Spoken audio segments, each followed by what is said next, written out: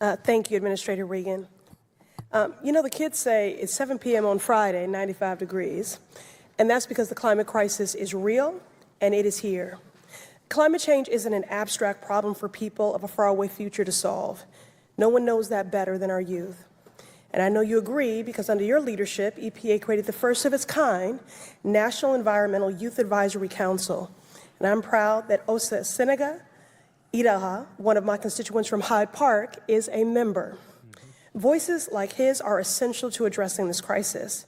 So when my colleagues across the aisle use platforms like this hearing to pretend that climate change is some hoax, I can't help but think about the stories I hear from our youth when I'm back home. Administrator Regan, are you familiar with urban heat islands? Yes, I am.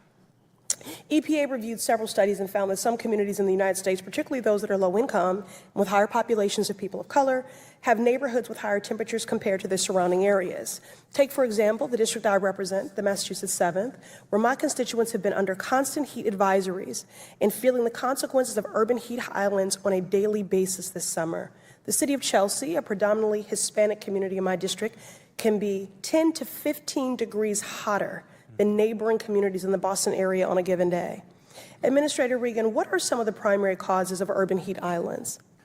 Well, as we see a change in climate and intensity in heat, obviously when you lack natural spaces, natural resources, trees, grass, and the like, that heat just concentrates in the concrete and in the buildings. You also typically have these urban areas that may or may not be blocked by downwinds because of a mountain. And so in these isolated areas, all you have is a concentration of heat disproportionately impacting people who are already suffering, and you're exacerbating respiratory illnesses, asthma, and other illnesses. And so we've been working hard, especially thanks to your leadership and the president's leadership. And you look in the Inflation Reduction Act, that provides grant resources for cooling centers, for safe havens for our elderly or for our children to go to if they are living in some of these urban areas. It's 10 to 15 degrees more in your state. It's 10 to 15 degrees more in Atlanta. We've got these situations going on all across the country. And unfortunately, those who can afford it the most are getting hit the hardest. Yeah, and I'll just add, that's exactly why we knew anecdotally what communities would be hardest hit during the pandemic. It was a perfect overlay of heat maps with those communities that had the highest rate of COVID infections, hospitalizations, and fatalities. It's no accident that communities experiencing the worst of these causes are the same ones that have been on the front lines of historic inequities. Racist policies like redlining, where lenders would literally draw a red line around neighborhoods to deny services like mortgages and loans to Black and brown folks wanting to move in, have made it more likely for communities of color to be situated in formerly industrial areas that have more heat-trapping concrete and less tree cover. At the same time, folks living in these neighborhoods are also more likely to struggle with asthma, cardiovascular diseases, and other complex medical conditions that turn more deadly in the heat. In 2023 alone, we saw a record 2,300 people died due to excess heat, a figure that is considered an undercount by experts. So yes, environmental justice and health equity go hand in hand. The Biden-Harris administration has recognized this by delivering $2 billion in funding to climate justice community change grants. Administrator Regan, how will these new grants help communities like those that I represent in the MA 7th address the health risks associated with heat islands?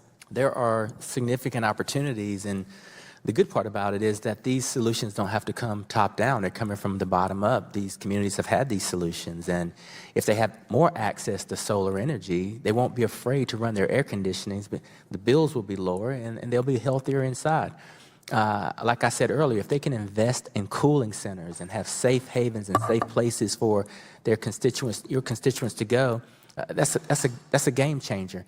They've also, many cities have thought about creative things like painting the tops of buildings and with reflective light that push that heat back, or thinking about what type of material they use for their sidewalks. There are a lot of innovative ideas by young people, by people who have been thinking about this for a long period of time. They're competing for our grants. We're giving them the resources, and they are creating solutions for their communities. Thank you. I look forward to continuing to work with you, Administrator Regan, and the Office of Environmental Justice and External Civil Rights to protect these investments and ensuring communities have the resources they need to address these threats. Thank you. I yield back. Thank you.